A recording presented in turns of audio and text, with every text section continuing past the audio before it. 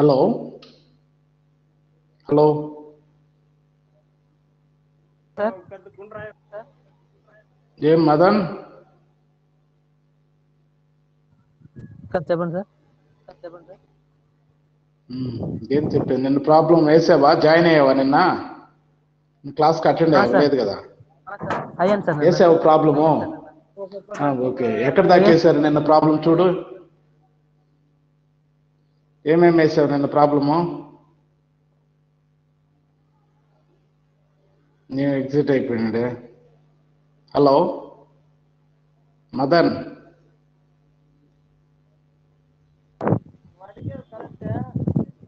Hello చెప్పు Madan. Sir అది నిన్న ప్రాబ్లం నోట్ చేయలేదు సార్. నిన్న ఆఫ్లో కట్ అయింది సార్ నాది. ఎప్పుడో వస్తావో, వచ్చినప్పుడు ఇలాంటి సాకులు అన్నీ చెప్తా ఉంటారు.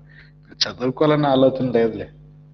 మిగతా వాళ్ళు ఏమన్నా క్లాస్ ఉందా? బిఫోర్ ఏంది క్లాస్ మీకు? 2 to 3 క్లాస్ అయింది. Action sir, Subbu sir. ఇంకా కాలేదా క్లాసు? అయిపోయింది సార్. 2:50కే అయిపోయింది. ఏమైతే ఎవరు జాయిన్ కాలేదు ఇంకా? ఈ భూపతి, చంద్ర, అమ్మాయిలు వస్తుందా? వీళ్ళేం జాయిన్ కాలేదు ఎవరు? ఏమో తెలియదు సార్. 1 నిమిషం సార్, వాళ్ళకి మెసేజ్ పెడతా. నేను పెట్టాను కదా ఆల్రెడీ వాట్సాప్లో, జాయిన్ అయ్యండి కదా వాళ్ళు. ఎవరు ఇది? అశోక్, మహాలక్ష్మి. ఏమ్మా మహాలక్ష్మి? మహాలక్ష్మి చెప్పండి ఏం సార్. లేట్ గా జాయిన్ అయినారే? 3 గంటలకి స్టార్ట్ అయితే ఏమ్మా 3:10 క్లాస్కి? ఏమి భూపతి?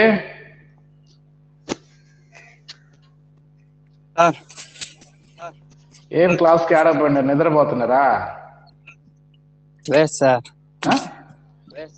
ఏమి ఎంత టైం క్లాస్? ఎన్ని గంటలకి క్లాస్? ఇంతకుముందు క్లాస్ అటెండ్ కాలేదు కుప్పం నుంచి ఇప్పుడు దా వస్తే?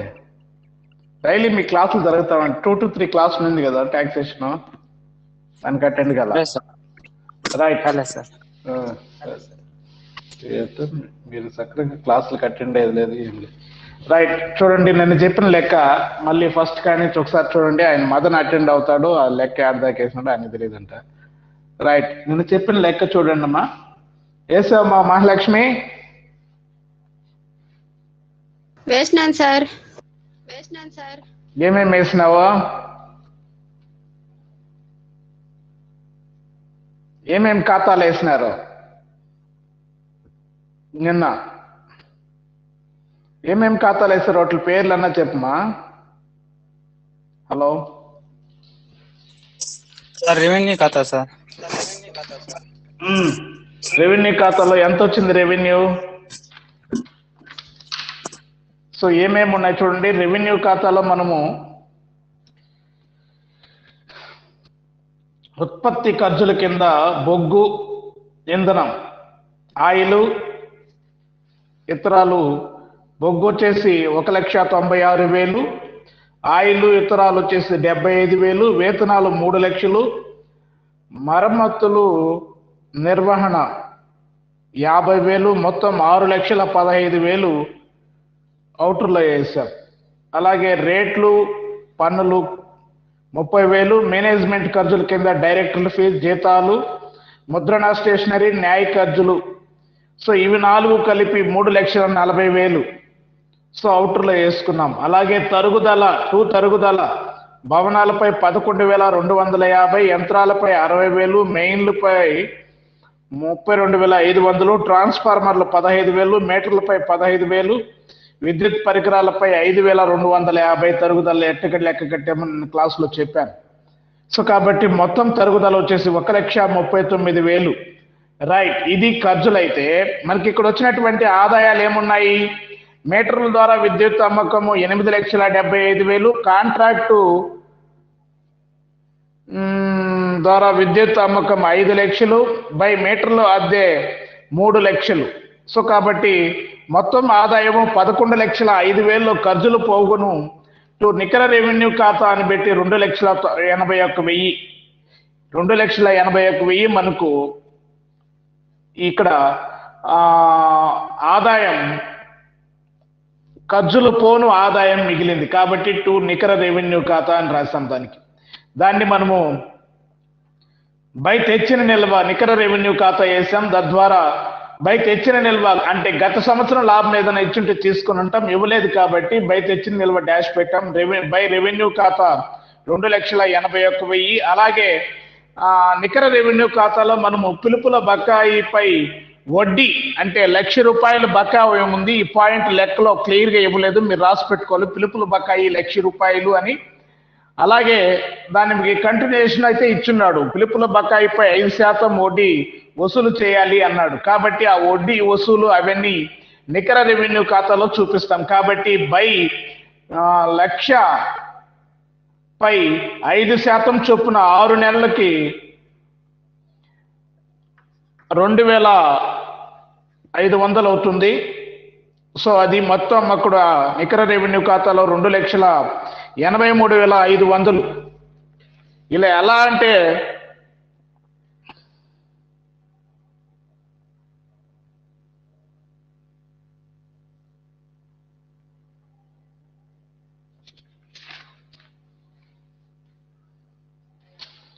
పిలుపుల బకాయిపై 6 నెలలకి మనం అది 5% చొప్పున. రైట్. పోతే ఇక్కడ ఏం చెల్లించారు? డిబెంచర్లపై వడ్డీ 90,000. ఆగంతుకు రిజర్వు అంటే స్థిరాస్తుల నిల్వ. స్థిరాస్తులు ఎంత ఉన్నాయి మనము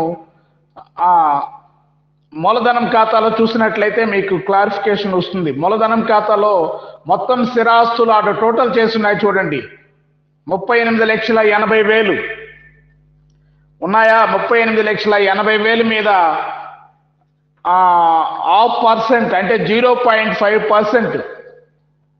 0.5% అంటే 19,400 ఆగంతుక రిజర్వ్కు మళ్లించాం. రిమైనింగ్ తేల్చిన నిల్వ 1,74,100.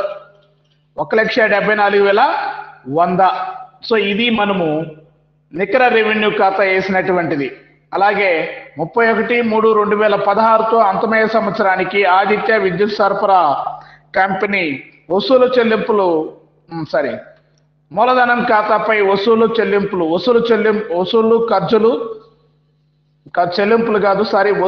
ఖర్చులు మూలధన ఖాతా.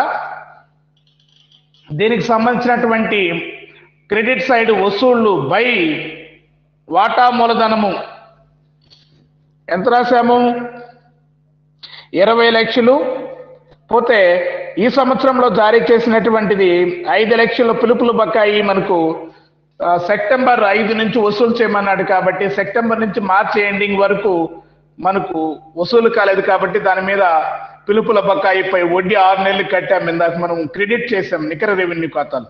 కాబట్టి పిలుపుల బకాయి ఉంది కాబట్టి రిమైనింగ్ 4 లక్షలు మనం ఇక్కడ వసూలైనట్టు చూపించాం. సో కాబట్టి మొత్తం 24 లక్షలు. అలాగే డిబెంచర్లు 15 లక్షలు.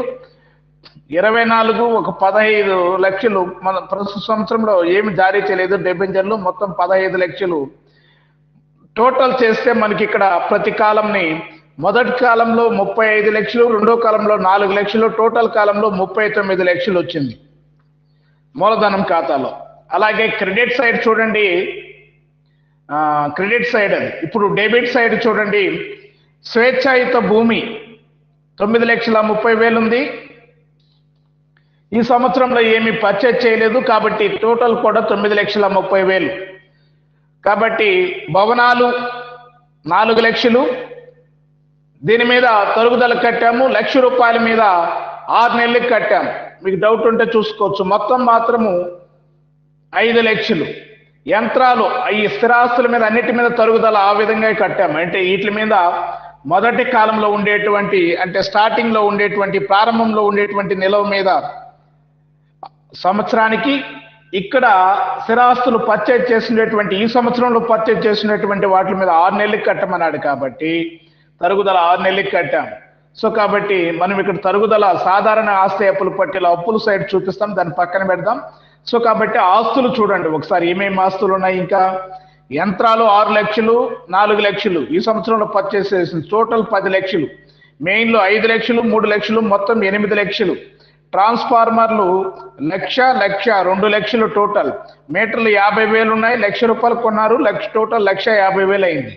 అలాగే సాధారణ స్టోర్స్ 1,60,000 ఉన్నాయి, మనకి లెక్కలో మీకు అది 60,000గా ఇచ్చున్నాడు, దాన్ని రాసుకో.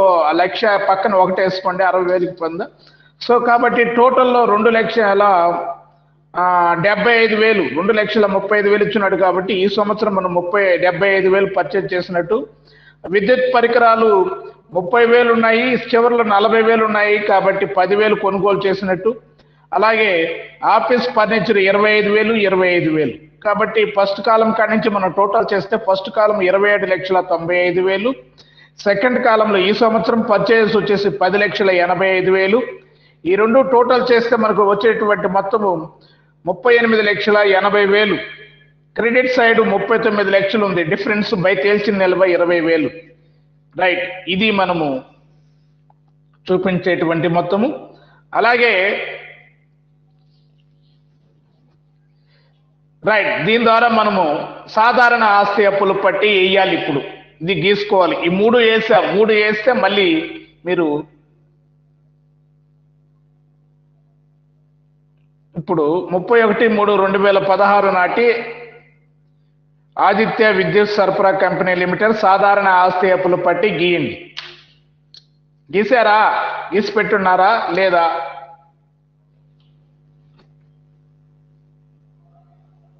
ఏమ్మా మహాలక్ష్మి? గీసిందాం సార్. గీసి పెట్టుంటే రైట్. మనకి ఇక్కడ వసూళ్ల సైడు మూలధనము డెబెంజర్లు ఎంతైతే ఉందో ఇక్కడ అప్పుల కింద చూపిస్తాం. కాబట్టి మూలధనం సాధారణ ఆస్తి అప్పుల పట్టీలో కూడా అది గుర్తుపెట్టుకోండి, మీ కన్ఫ్యూజన్ ఉంటే ఎటు సైడ్ చూపించాలి అంటే. కాబట్టి మూలధన ఖాతా వసూళ్లు 39 లక్షలు రాసుకోండి. మూలధన ఖాతా వసూళ్లు 39 లక్షలు అప్పుల సైడ్. నెక్స్ట్ రుణదాతలు 1,00,000.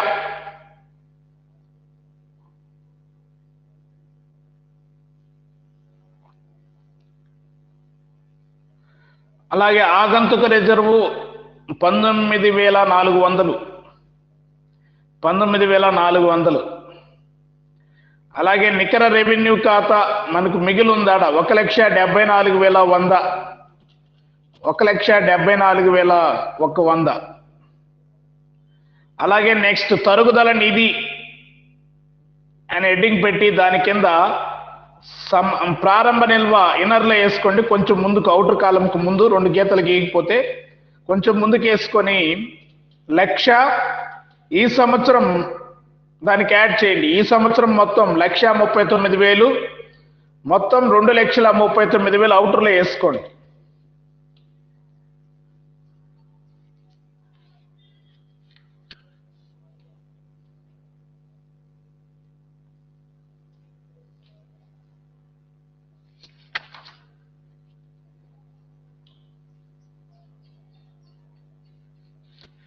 అలాగే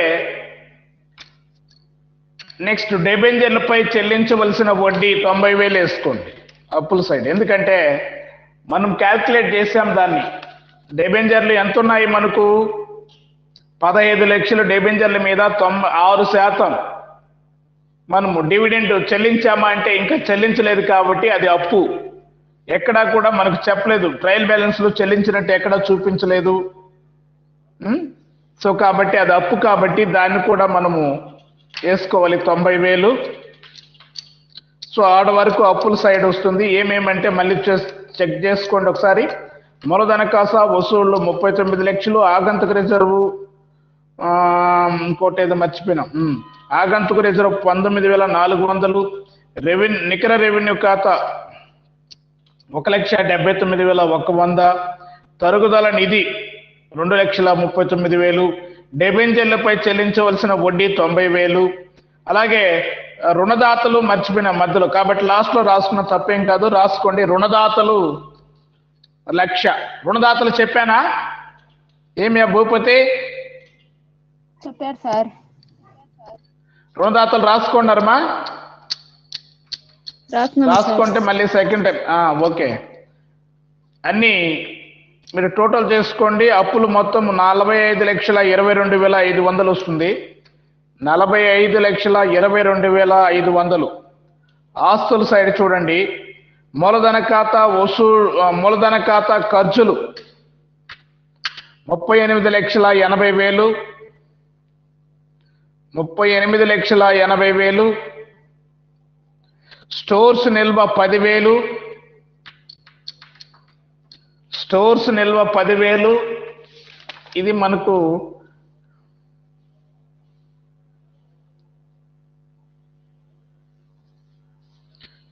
ఇక్కడ ప్రాబ్లంలో ఇచ్చినాడు చూడండి.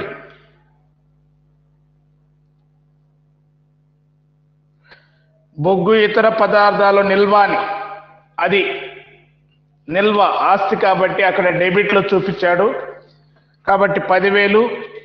రుణగ్రస్తులు 3 లక్షలు.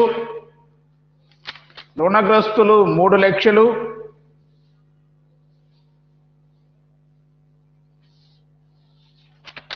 నెక్స్ట్ పిలుపుల బకాయిపై రావాల్సిన వడ్డీ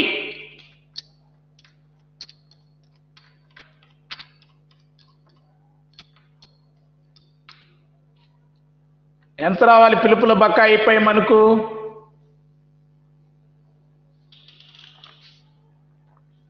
2,500.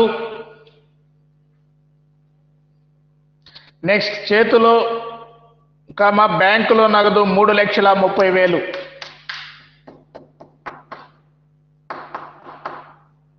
3,30,000. సో మొత్తం ఆస్తుల సైడ్ కూడా 45,22,500 వస్తుంది. 45,22,500. సో ఇది ప్రాబ్లము. మనం మూలధన ఖాతా ఖర్చులు చూపించాము. స్టోర్స్ నిల్వ డెబిట్ నిల్వ అన్నాడు కాబట్టి ఆస్తి. రుణగ్రస్తులు 3 లక్షలు. పిలుపుల బకాయిపై మనకు రావాలి కాబట్టి వసూలైనట్టు మనకి ఎక్కడా లేదు కాబట్టి దాన్ని ఆస్తిగా చూపించుకోవచ్చు. 2,500. చేతిలో బ్యాంకులో నగదు 3,30,000 ట్రయల్ బ్యాలెన్స్ లో ఉంది. ఉందా? చేతిలో నగదు బ్యాంకులో నగదు అని. రైట్, ఇది ప్రాబ్లం. సో ఇవి మీరు ఇక్కడ ఎలక్ట్రిసిటీ సప్లై కంపెనీ అకౌంట్స్ లో ఎన్ని ప్రాబ్లమ్స్ వేసాం ఇప్పటికి? 6 వేసామా? ఏమయ్యా భూపతి? వేసాం సార్. 6 ప్రాబ్లమ్స్ వేసాం. సో అక్కడి వరకు చాలు ప్రాబ్లమ్స్. థీరీ చెప్పాను, థీరీ రాసి పెట్టుకోండి. ముగింపు లెక్కలు ఎలా తయారు చేస్తారు, అలాగే ద్వంద్వ అకౌంటింగ్ విధానములో తయారు చేసే ముగింపు లెక్కలకి భారత విద్యుత్ చట్టము ప్రకారం తయారు చేసేటువంటి ముగింపు లెక్కలకు తేడాలేంటి, తరుగుదల ఎలా స్థిర వాయిదాల పద్ధతిలో లెక్క కట్టాలి, ఎప్పటి నుంచి ఏప్రిల్ 1, 1979 నుంచి. అంతకుముందు వాళ్ళు చక్రవడ్డీ పద్ధతి కూడా కడుతూ ఉన్నారు, యానిటీ మెథడ్. కానీ 1/4/1979 నుంచి తరుగుదల స్థిర వాయిదాల పద్ధతి, సరళ రేఖ పద్ధతులను లెక్క కట్టడము. అలాగే తరుగుదలకు సంబంధించినటువంటి ఇంకొక ముఖ్యమైనటువంటి అంశం ఏందయ్యా అంటే, తరుగుదలని వీళ్ళు స్థిరాస్తుల యొక్క విలువని అసలు విలువకి ఆస్తుల సైడ్ తరుగుదల తీసేయకుండా మొత్తం చూపించి ఆ తరుగుదల నిధిని అప్పులు బ్యాలెన్స్ షీట్ లో అప్పుల సైడ్ చూపించడం జరుగుతుంది. సో ఇది ఇక్కడ ఉన్నటువంటి మెయిన్ తరుగుదల కింద, అది గుర్తుపెట్టుకోవాలి. అలా ఆగంతుక రిజర్వ్ అని చెప్పాము. సో ఆగంతుక రిజర్వ్ అంటే ఏం చెప్పాము? ప్రతి విద్యుత్ కంపెనీ కూడా ఆగంతుక రిజర్వ్ను నిర్వహించడం అనేది తప్పనిసరి. ఈ రిజర్వ్ ఏర్పాటుకు మళ్లించాలి. ఈ మళ్లింపు స్థిరాస్తుల యొక్క అసలు విలువలో మనం ఇప్పుడు మళ్లించాము. ఈ లెక్కలో 0.5కి 0.5% సమానమయ్యేంత వరకు మొత్తాన్ని ట్రస్ట్ సెక్యూరిటీల్లో పెట్టుబడికి పెట్టాలి. అలాగే ఈ మొత్తాన్ని రాష్ట్ర ప్రభుత్వ అనుమతితో కింది అవసరాలకు వినియోగించుకోవచ్చు. సో అది మనకు మేనేజ్మెంట్ నియంత్రణలో లేని పరిస్థితుల వలన సంభవించే ప్రమాదాలు, ఇంకేదైనా వస్తే ఆస్తులు సాధారణ నిర్వహణ పునఃస్థాపన ఖర్చులు కాకుండా ఇతర ఖర్చుల నిమిత్తం చట్టం ద్వారా ఎటువంటి ఏర్పాటు లేని న్యాయబద్ధమైన నష్టపరిహారం చెల్లించడానికి ఇలాంటి వాటికి ఈ ఆగంతుక రిజర్వ్ని వాడుకోవచ్చు. అలాగే అభివృద్ధి రిజర్వ్ అని చెప్పాం.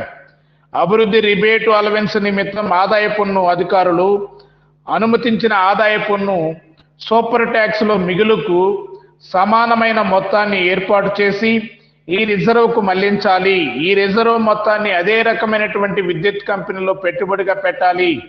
ఒకవేళ ఏదైనా పరిస్థితుల్లో వ్యాపారం అమ్మేసేటప్పుడు ఈ రిజర్వ్ లో ఉన్నటువంటి మొత్తం కూడా వ్యాపార కొనుగోలుదారులకు అప్పచెప్పాలి. అలాగే సాధారణ రిజర్వ్ ఈ సెక్షన్ అంటే మనకు భారత విద్యుత్ చట్టము సెక్షన్ 67 ప్రకారం ఒక విద్యుత్ కంపెనీ సాధారణ రిజర్వ్ తప్పనిసరిగా ఏర్పాటు చేయాలి. వడ్డీ తరుగుదలను రిజర్వ్ ఖాతా నుండి తీసివేసిన తర్వాత నిల్వ సాధారణ రిజర్వ్కు మళ్లించాలి. సో కాబట్టి వడ్డీ తరుగుదల ఇవి తీసేసిన తర్వాత ఉన్నటువంటి నిల్వల నుంచి సాధారణ రిజర్వ్కు మళ్లించాలి.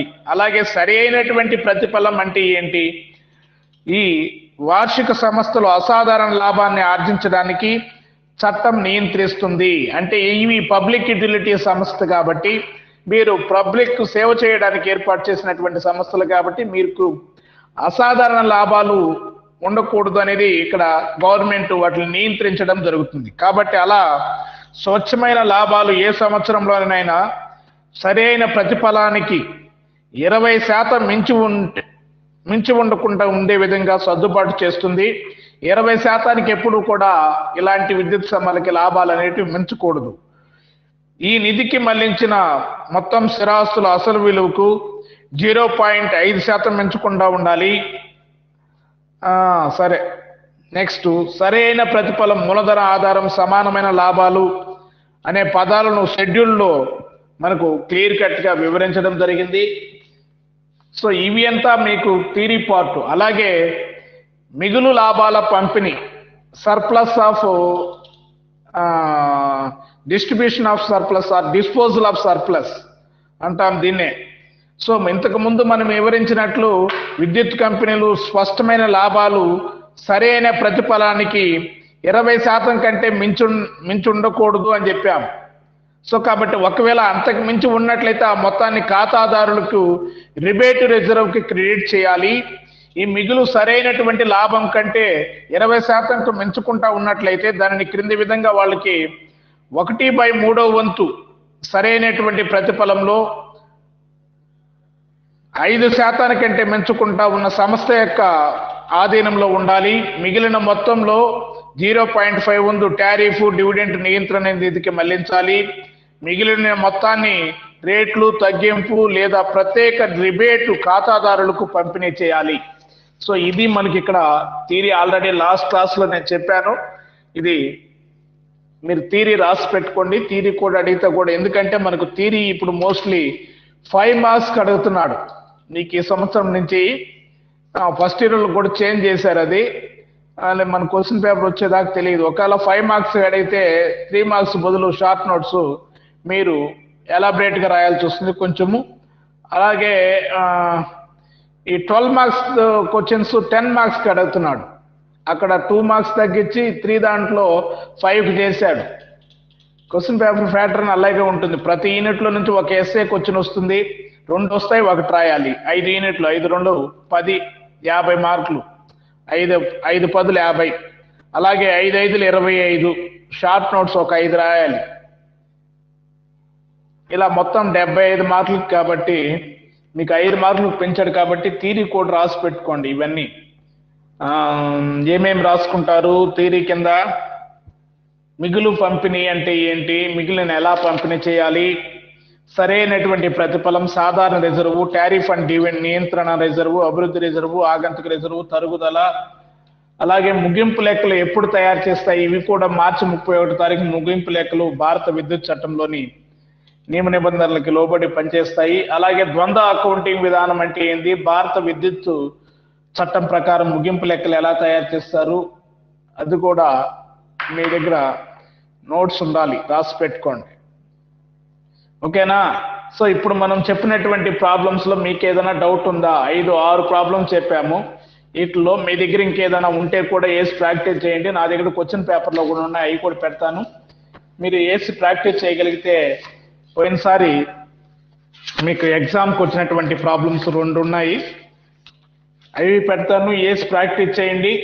రేపు ఈ యూనిట్తో ఆపేసి రేపు జీవిత బీమా సంస్థల ఖాతాల గురించి చెప్దాం. జీవిత బీమా అంటే ఏంది, జీవిత బీమా కంపెనీలు ఎలా ముగింపు లెక్కలు తయారు చేసుకుంటాయి అనేది. మనం అన్నీ కూడా, ఈ సబ్జెక్ట్ పేరే ఉంది, అకౌంటింగ్ ఫర్ సర్వీస్ ఆర్గనైజేషన్స్. అన్ని సేవా సంస్థలు, అనేక రకాలైనటువంటి సేవా సంస్థలు ఎలా ఖాతాలు తయారు చేసుకుంటాయి అదే. అందులో భాగంగా ఫస్ట్ యూనిట్లో మనము నాన్ ట్రేడింగ్ ఆర్గనైజేషన్స్, వ్యాపారేతర సంస్థల ఖాతాలు తయారు చేశాం. అన్ని అసైన్మెంట్స్ రాసి పెట్టి ఉండాలి మనం ప్రాబ్లం చెప్పినటువన్నీ. అలాగే సెకండ్ యూనిట్లో కింద బ్యాంక్ అకౌంట్స్ చెప్పాం, దాంట్లో వేసినటువంటి ప్రాబ్లమ్స్ కూడా మీరు అసైన్మెంట్ రాసి పెట్టి ఉండాలి, నోట్స్ ఉండాలి, అసైన్మెంట్ ఉండాలి. నెక్స్ట్ ఇప్పుడు third unit electricity supply companies accounts వేసాం. సో దీంట్లో కూడా 6 ప్రాబ్లమ్స్, అన్ని ప్రాబ్లమ్స్ అసైన్మెంట్ రాయాలి, రన్నింగ్ నోట్స్ ఉండాలి. ఇవి మొత్తం కంప్లీట్ చేసి తీసుకొని వచ్చిన వాళ్ళకే మిడ్ ఎగ్జామ్స్ పెడతాం. ఆన్లైన్ క్లాసులకు అటెండ్ అవ్వ ఉండాలి, చెప్పిన నోట్స్ కంప్లీట్గా పూర్తి చేసి తెస్తేనే మీకు మిడ్ ఎగ్జామ్స్ మీకు పాస్ మార్కులు వస్తాయి. ఇది పరిస్థితి, రైట్. కాబట్టి దీనికి సంబంధించినటువంటి ప్రాబ్లమ్స్ కూడా మీకు ఇప్పుడు నేను పెడతాను. మనకు సెకండ్ యూనిట్ ఇది మామూలుగా, దానికి ముందు థర్డ్ యూనిట్ చెప్పేసాము. ఈ సెకండ్ యూనిట్లో షార్ట్ నోట్స్ ఏమొచ్చాయంటే ఇక్కడ ఆగంతుకు రిజర్వ్ అంటే ఏంటి, కంటింజెన్సీ రిజర్వ్ అంటే ఏంటి, ఎలక్ట్రిసిటీ సప్లై కంపెనీ ఖాతాలు ఎలా ఉంటాయి అనే దానికి ఇవన్నీ అడిగాడు. అలాగే ఇంతకుముందు మనం చెప్పుకున్నటువంటి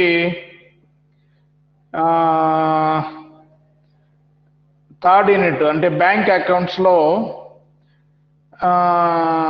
స్టాట్యుటరీ రిజర్వ్ అంటే ఏంటి, రిబేట్ ఆన్ బిల్స్ డిస్కౌంటెడ్ అంటే ఏంది, దాంట్లో కూడా 2 క్వశ్చన్స్ ఇచ్చాడు. సో అలాగే ఫస్ట్ యూనిట్లో కూడా మనకు సేవా సంస్థలు, సర్వీస్ ఆర్గనైజేషన్స్ అంటే ఏంటి, ప్రతి యూనిట్లో నుంచి 1 2 3 4 5 6 7 8 9 10 షార్ట్ నోట్స్ ఇస్తాడు, మీద 5 రాయాలి. కాబట్టి ప్రతి యూనిట్లో నుంచి కూడా 2 వచ్చేటువంటి అవకాశం ఉంటుంది. కాబట్టి షార్ట్ నోట్స్ ప్రతి యూనిట్లో నుంచి రాసి పెట్టుకో ఉండాలి.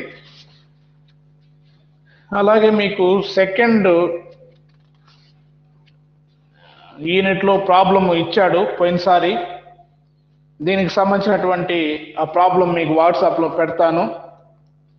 2 ప్రాబ్లమ్స్, ఒకదానికి ఛాయిస్ కింద ఇచ్చినాడు. ఇక్కడ మొదట ఇచ్చినటువంటి లెక్కని మూలధనం ఖాతా, రెవెన్యూ ఖాతా, నికర రెవెన్యూ ఖాతా, సాధారణ ఆస్తి అప్పుల పట్టిని తయారు చేయమన్నాడు. దానికి ఛాయిస్ వచ్చేసి only capital account, general balance sheet, double account సిస్టంలో ఎలా ప్రిపేర్ చేస్తారు అనేది 2వ ప్రాబ్లం ఇచ్చాడు. ఈ 2 పెడతాను. మీకు కొంచెం మనం లెక్కలు వేసాం కాబట్టి కొంచెం అర్థమైంటే ఈ 2 వేసి ప్రాక్టీస్ చేయండి. మీకు చెప్పినటువంటి సేమ్ లెక్క ఒకటైతే టెక్స్ట్ బుక్లో ఉంది. ఏది అంటే ఎన్నో లెక్క అంటే అది పోయినసారి ఎగ్జామ్కి వచ్చినటువంటి లెక్క. మీరు ఇప్పుడు ఈ లెక్క వేస్తున్నాం, ఎన్నోది, 3వదో 4వదో ఒక లెక్క యాజ్ ఇట్ ఈస్గా మీకు పోయిన ఎగ్జామ్స్లో టెక్స్ట్ బుక్లో ఉండదే వచ్చింది. అది ఏ లెక్క అంటే అది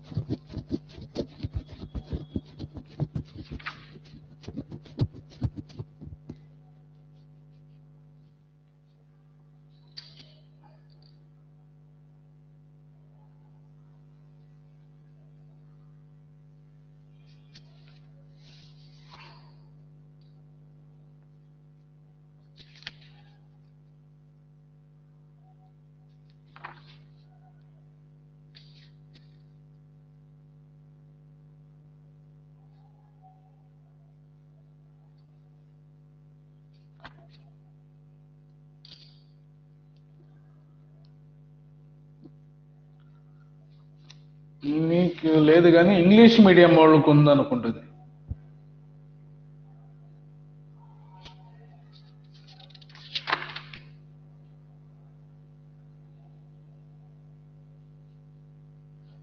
నేను ఇప్పుడు పెట్టబోయే ప్రాబ్లము రేస్ ప్రాక్టీస్ చేయాలంటే ఇంగ్లీష్ మీడియం టెక్స్ట్ బుక్ లో ఉంది. వాళ్ళకి ఇచ్చినటువంటి టెక్స్ట్ బుక్ లో సేమ్ ప్రాబ్లము ఇద్దరికి ఇచ్చినాడు. దాన్ని మీకు తెలుగులో వాళ్ళకి ఇంగ్లీష్ లో తెలుగులో ట్రాన్స్లేట్ చేసి మీకు కూడా అదే ప్రాబ్లం. సో అలాగే general balance sheet, capital account, general balance sheet దానికి చాయిస్ 2 ప్రాబ్లమ్స్ పెడతాను. వేసి ప్రాక్టీస్ చేయండి. దానికి సంబంధించినటువంటి మీకు డౌట్స్ ఉంటే కూడా అడగచ్చు.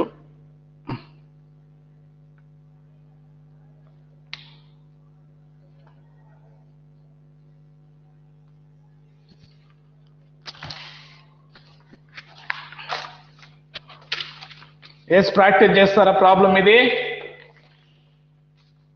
2 క్వశ్చన్ పేపర్లో ఉండేటివి పెడతాను.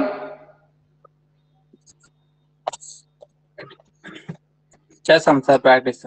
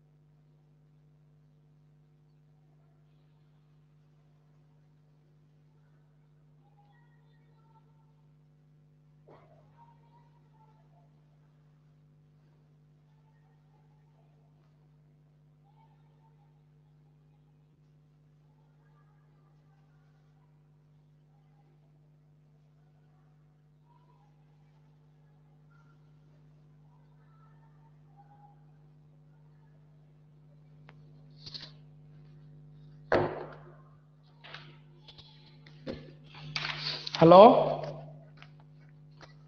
సో వాట్సాప్ లో పెట్టాను. ప్రాబ్లమ్స్ వచ్చాయా మీకు? వచ్చింది సార్.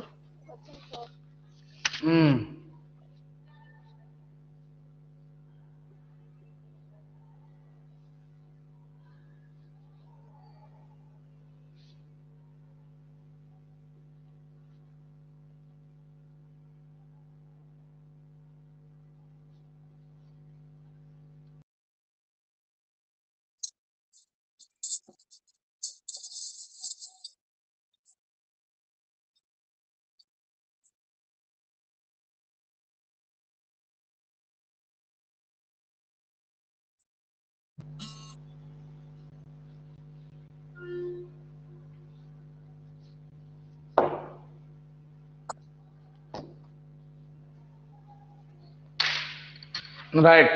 సో పెట్టాను వాట్సాప్ లో. మీకు ప్రాబ్లమ్ చదువుతాను చూడండి. మీకు 2 వేసి ప్రాక్టీస్ చేయండి. మీకు ఏదైనా డౌట్ ఉంటే ఎక్కడ ఏంటి వస్తుంది అనేది చూడండి ఒకసారి. మార్చి 31, 2016 తేదీ నాటికి సిటీ లైట్ సప్లై కార్పొరేషన్ పుస్తకాలు క్రింది నిల్వలను చూపుతున్నాయి. రైట్.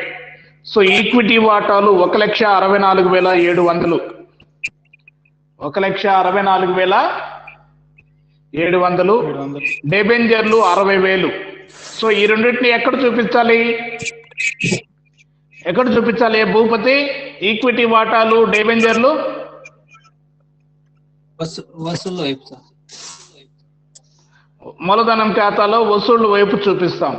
Very good. సో కాబట్టి ఈ సంవత్సరం ఏమన్నా ఉన్నాయా లేదో చూసుకో. లెక్క అయితే లాస్ట్ లో తెలుస్తుంది, ఏం లేనట్టుగా ఉన్నాయి. అలాగే నెక్స్ట్ వివిధ రుణదాతలు తెరిచి ఉన్న ఖాతాలు అని పెట్టి ఏదో ఒకటి మనకు ఇది జనరల్ బ్యాలెన్స్ షీట్ లో లైబిలిటీస్ కింద చూపిస్తాం. 300 ఇచ్చున్నాడు. తరుగుదల నిధి 75,000 ఇచ్చాడు. కాబట్టి తరుగుదల నిధి ఈ సంవత్సరం తరుగుదల ఏదైనా ఉంటే దీనికి యాడ్ చేసి లైబిలిటీస్ సైడ్ చూపిస్తాం జనరల్ బ్యాలెన్స్ షీట్ లో. అలాగే మార్చి 31, 2015 తేదీ నాటికి మూలధన వ్యయము ఇది వివిధ స్థిరాస్తులు లేకుండా నేరుగా మూలధన ఖర్చులను రాసుకోవచ్చు. డెబిట్ సైడ్ 2,85,000 ఇచ్చాడు. ప్రస్తుత సంవత్సరం వచ్చేసి 2015-16 సంవత్సరానికి మూలధన వ్యయము 18,300 ఇచ్చాడు. రెండు యాడ్ చేసుకుంటే టోటల్ కాలంలో అంటే అన్ని స్థిరాస్తులు కలిపి మూలధన వ్యయం కింద ఇచ్చినాడు.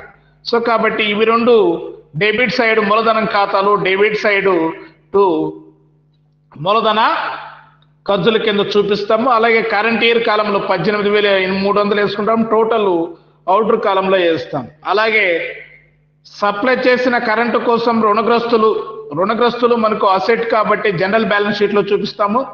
ఇతర రుణగ్రస్తులకు కూడా మనము జనరల్ బ్యాలెన్స్ షీట్ లో చూపిస్తాము. చేతిలో ఉన్న స్టోర్స్ నిల్వ జనరల్ బ్యాలెన్స్ షీట్ లో, చేతిలో నగదు ఇవన్నీ జనరల్ బ్యాలెన్స్ షీట్ లో చూపిస్తాము. అలాగే విద్యుత్ ఉత్పత్తికి ఖర్చులు రెవెన్యూ ఖాతాలో డెబిట్ సైడ్ ఖర్చుల కింద చూపిస్తాము. ఉత్పత్తి పంపిణీ ఖర్చులు ఇది కూడా డెబిటే రెవెన్యూ ఖాతాలో. అద్దె రేట్లు పన్నులు కూడా డెబిటే. యాజమాన్య ఖర్చులు కూడా డెబిటే. తరుగుదల సో దీన్ని కూడా డెబిట్ చేయాలి తరుగుదలని. అలాగే మధ్యకాలిక డివిడెండ్ ఇది నికర రెవెన్యూ ఖాతాలో చూపిస్తాం, నికర రెవెన్యూ ఖాతాలో. అలాగే డిబెంచర్లపై వడ్డీ ఈ రెండు నికర రెవెన్యూ ఖాతాలో చూపిస్తాము. కాబట్టి మనకి ఎంతైతే రెవెన్యూ ఖాతాలో మిగిలి ఉంటుందో ఆ రెండిట్లో తీసేసేసి రిమైనింగ్ మనము ఆస్తి అప్పుల పట్టికి బదిలీ చేస్తాం. అలాగే మీటర్ల అద్దె కరెంటు అమ్మకం 39,000 రెవెన్యూ ఖాతాలో క్రెడిట్ సైడ్ చూపిస్తాం. అర్థమవుతుందా? మీటర్ల అద్దె 15,000 ఇది కూడా క్రెడిటే. నికర రెవెన్యూ ఖాతా నిల్వ గత సంవత్సరంది ఇది డేట్ తప్పిచ్చున్నాడు అక్కడ 2016 ఏప్రిల్ అని. మనం లెక్కేసేదే 2016 ఏప్రిల్ 2015 అని ఉండాలి అక్కడ. క్వశ్చన్ పేపర్లో చూసుకోండి. 2015 అది 2016 31కి లెక్కేస్తుంటే ఇప్పుడు మనం కనుక్కునేది వచ్చేది ఏప్రిల్ స్టార్టింగ్కి, నెక్స్ట్ ఇయర్ ఏప్రిల్ 2016కు అవుతుంది. మనకి ఎప్పుడు డేట్ ఇచ్చాడు? మార్చి 31, 2016 ఇచ్చాడు. ఆ సంవత్సరంకి మనం తయారు చేస్తున్నాం కాబట్టి ఏప్రిల్ ఎట్ వస్తుంది. కాబట్టి గత సంవత్సరం నికర రెవెన్యూ ఖాతా బయట తెచ్చిన నిల్వగా రాసుకుంటాం. ఇది ప్రాబ్లము, సింపుల్ ప్రాబ్లము. మీరు మూలధనం ఖాతాలో ఫస్ట్ రెండు అంశాలు అంటే ఈక్విటీ వాటాలు, డిబెంచర్లు, రిమైనింగ్ రుణదాతలు, తరుగుదల నిధి ఇవన్నీ జనరల్ బ్యాలెన్స్ షీటు. మూలధన వ్యయము అలాగే ఈ సంవత్సరంలో పెట్టింది రెండు మూలధనం ఖాతాలో చూపిస్తాము. కరెంట్ సప్లై చేసినందుకు కోసం రుణగ్రస్తులు జనరల్ బ్యాలెన్స్ షీట్ లో చూపిస్తాము. ఇతర రుణగ్రస్తులు 150 జనరల్ బ్యాలెన్స్ షీటు. చేతిలో ఉన్న స్టోర్స్ నిల్వ జనరల్ బ్యాలెన్స్ షీటు. చేతిలో నగదు ఇవన్నీ జనరల్ బ్యాలెన్స్ షీట్ పోతే విద్యుత్ ఉత్పత్తి ఖర్చులు రెవెన్యూ ఖాతాలో డెబిట్. విద్యుత్ పంపిణీ చేయడానికి అయినటువంటి ఖర్చులు కూడా డెబిటే. అద్దె రేట్లు పన్నులు ఇవి కూడా డెబిటే. యాజమాన్య ఖర్చులు తరుగుదల 3,600. తరుగుదల నిధి వేరు, తరుగుదల వేరు. సో కాబట్టి ఈ తరుగుదల నిధిని మనము జనరల్ బ్యాలెన్స్ షీట్ లో చూపిస్తాము. దీన్ని రెవెన్యూ ఖాతాకి ఇక్కడ ఇచ్చినటువంటి డెబిట్ లో ఇచ్చినటువంటి తరుగుదల మొత్తాన్ని రెవెన్యూ ఖాతాకి డెబిట్ చేస్తాం. గుర్తుపెట్టుకో ఉండాలి. అలాగే డిబెంచర్లపై వడ్డీ, మధ్యకాలిక డివిడెండ్ ఇవి రెండు కూడా నెట్ రెవెన్యూ అకౌంట్ లో నికర రెవెన్యూ ఖాతాలో వస్తాయి. కరెంట్ అమ్మకం రెవెన్యూ ఖాతాలో క్రెడిట్. అలాగే మీటర్ల అద్దె క్రెడిట్. గత సంవత్సరం రెవెన్యూ ఖాతా నిల్వ 8,550. దీనికి కావాల్సినటువంటి ఇది మనకు నికర రెవెన్యూ ఖాతాలు తీసుకొని ప్రస్తుత సంవత్సరం వచ్చిన లాభం మనం కనుక్కుంటాం కాబట్టి రెండు కలిపితే ఆ మొత్తంలో నుంచి డిబెంచర్లపై వడ్డీ డివిడెండ్లు చెల్లింపు తీసేస్తే రిమైనింగ్ ఏమైనా మిగిలితే ఆస్తి అప్పులు పట్టీకి బదిలీ అని రాస్తాం నికర రెవెన్యూ ఖాతాలో. ఇది తర్వాత జనరల్ బ్యాలెన్స్ షీట్ లో చూపించాలి. మీరు ఏసి ప్రాక్టీస్ చేయగలిగితే చూడండి, వేయండి కంపల్సరీగా అందరూ. మీరు ఇప్పుడు మనం 6 ప్రాబ్లమ్స్ వేసాము ఈ మోడల్లో. పోతే దీనికి ఛాయిస్ వచ్చేసి దిగు ఇచ్చిన వివరాల నుండి మూలధనం ఖాతా 31/3/2010 నాటి సాధారణ ఆస్తి అప్పుల పట్టీని తయారు చేయమన్నాడు. సో మూలధనం ఖాతా, దానికి సంబంధించినటువంటి సాధారణ ఆస్తి అప్పుల పట్టీని రెండింటిని చేయమన్నాడు. ఇక్కడ రెవెన్యూ ఖాతాలు, నికర రెవెన్యూ ఖాతాలు ఏం అవసరం లే, డైరెక్ట్ మూలధనం ఖాతా వేయచ్చు. మూలధనం ఖాతా నుండి సాధారణ ఆస్తి అప్పుల పట్టీ అంటే డబుల్ అకౌంట్ సిస్టమ్ ప్రకారం ఏమన్నాడు. ఇది దీనికి ఛాయిస్. ఈ 2 ప్రాబ్లమ్స్ మీరు అలాగే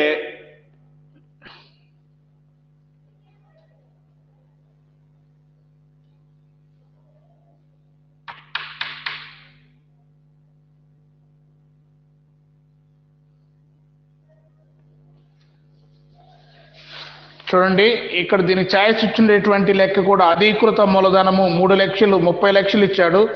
చందా అయిన మూలధనము 26 లక్షలు ఇచ్చినాడు. డెబెంజర్లు 4 లక్షలు,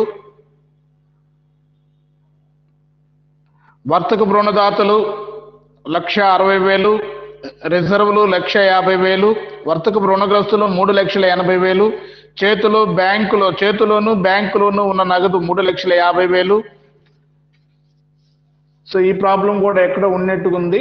అలాగే పెట్టుబడులు 1,50,000, సరుకు 2,40,000, 31 మార్చి 2009 వరకు ఖర్చులు భూమి భవనాలు 1,20,000, భూమి 1,20,000, షాపింగ్ 13,50,000, యంత్రాలు 4 లక్షలు, భవనాలు 1,30,000 ఇచ్చినాడు.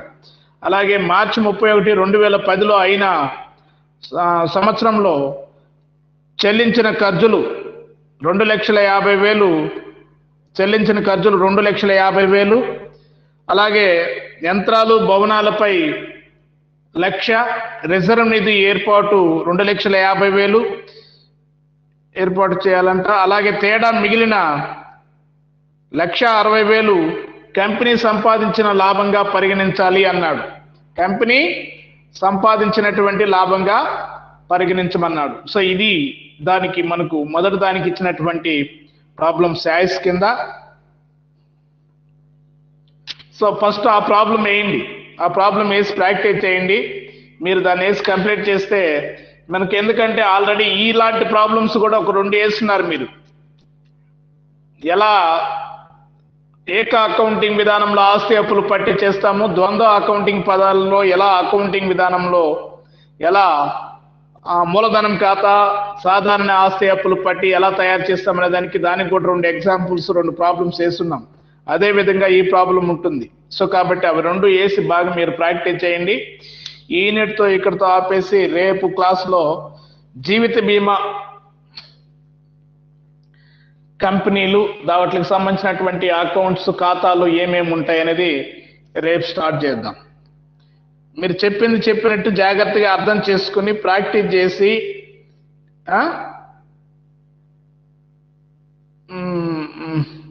ఎగ్జామ్కి బాగా ఫ్రీగా ప్రిపేర్ అవ్వాలి, బాగా హార్డ్గా. ఇది మీకు accounting for service organisations accounts అన్నీ కూడా సేవా సంస్థల ఖాతాలే. ఫస్ట్ యూనిట్ కాడి నుంచి లాస్ట్ యూనిట్ దాకా అన్నిట్లో ప్రాబ్లమ్స్ వస్తాయి. ఇక్కడ మీకు ఎక్కువ డిఫికల్ట్ సబ్జెక్ట్ ఇదే ఈ సెమ్లో.